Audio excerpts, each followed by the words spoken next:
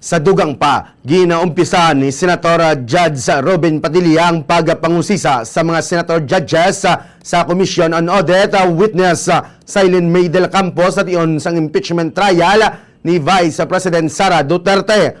Una nga ginpamangkot ni del Campo o ni Padilla si del Campo kung may naibaluan ni angot sa mga report nga 55 alternative school ang ginpayag ginsulod sa mga terorista. Nagsabat naman na si Del Campo nga wala ini nakahibalo.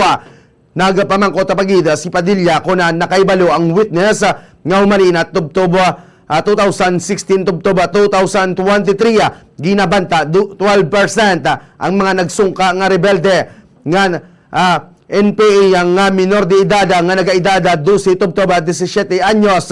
Liwat naman nga nagsabat si Del Campo nga hindi ini aware. Yari bala, pamatian na to ng nangin kabay na sang payag ni Senator Judge Robin Padilla. Ako po ay may mga ibibigay na information sa inyo.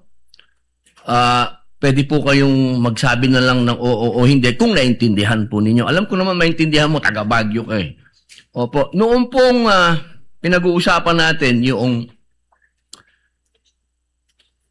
patungkol sa mga terorista, na pag-uusapan po lagi ang ating Vice Presidente.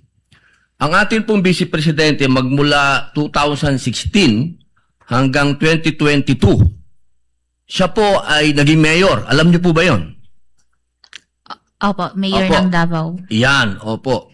Sa Davao po, meron po dyan na-identify na 55 na mga tinatawag na alternative at yung mga lumad schools na infiltrated ng terrorism. Nabalitaan niyo po ba yon? Hindi po ako hindi ko po gaanong napakinggan po yun. Hindi po ako aware yun. Opo. At alam niyo po ba rin na noong 2016 hanggang 2022 hanggang 2023, 12% po ng mga NPA rebels, surrenderies, were minors, 12 to 17 years old. Hindi po ako aware dun po. Maubos na po yung aking second round na lang po ako. Salamat, kabayan.